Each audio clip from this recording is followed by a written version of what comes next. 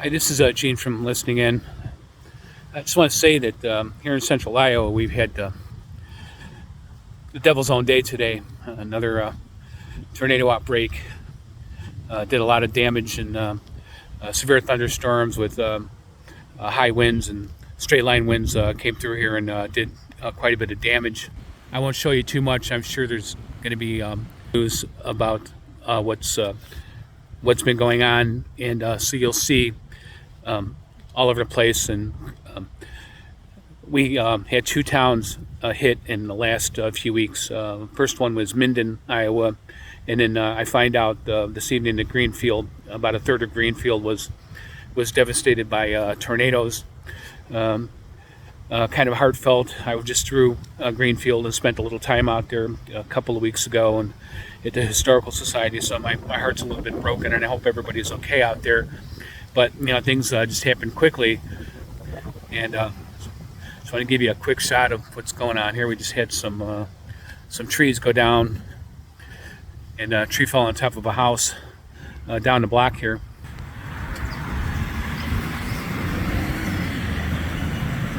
And so all things considered, just minor damage compared to what's happened out in the rural areas at Greenfield. But one thing I want to mention, and I'm not sure how to feel about it. I'm certainly not throwing rocks at anybody about the situation here in Polk County. But as these bad storms have come up, and the last 3 days, last 72 hours has been pretty bad. It's been one line of severe supercell thunderstorms after another. I was down in southwest Iowa, Corning, camping over this last weekend, and we got hit there with extremely heavy winds and rain. And then we got back up north here into the Ankeny area in Polk County, and same thing. We were hit repeatedly last night, and I don't think it's over. I think we've got a ways to go yet before we get out of this system. But I guess I just want to bring up the fact that I was listening on 2 meters, and there are spotters out there, train spotters, but they came up on the Grimes repeater, but there's no centralized a net control for what was going on.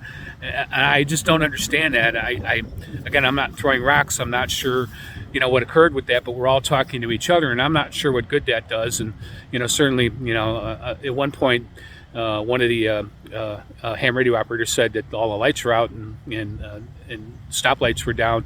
And I said, well, there's no net control. And he was asking, is there net control? And I was like, no, there is no net control. You're going to have to get on your phone and let the city know that the traffic lights are out. And it was right in as rush hour is progressing, so it could have been pretty hazardous. So again, I'm not sure what happened. I don't know why we don't have a connection to the National Weather Service or net control.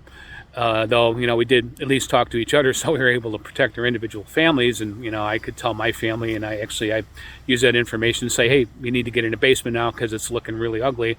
And it was based on information I was being told by other ham radio operators, but that effectively didn't really protect the community.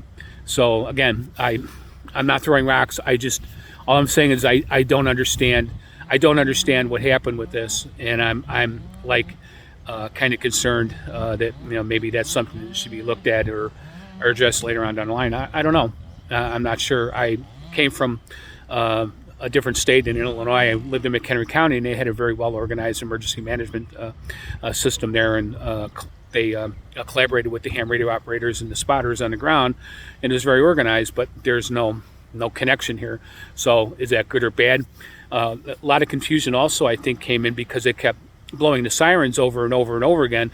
We didn't know, we were kind of watching our phones and looking at the warnings coming in, but we kept hearing these sirens, so we didn't know if this is a tornado warning, and people, more educated people, I guess, and maybe knew on the inside what was going on. They're like, no, they just pressed a button now if there's high winds that exceed 70 miles an hour. Well, that's not really true, because the winds weren't exceeding 70 miles an hour. They just kept blowing the sirens, and I guess it's good to know there's a storm coming. But I think that there is an issue where this is concerned, whether or not we knew there was a tornado. And through all of this, the sirens are going off, and then tornadoes are coming up, and the information became very sporadic. I found that very confusing, and at one point I only based my decision to take cover on the fact that I heard reports coming from other people on the ground who were seeing what was going on and getting other information that I was being fed on the radio but not being really fed through my phone. So again, I am not casting aspersions on anybody.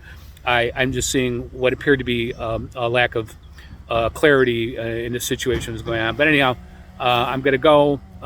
There's going to be plenty said about the storm as it is. So take care. Thanks.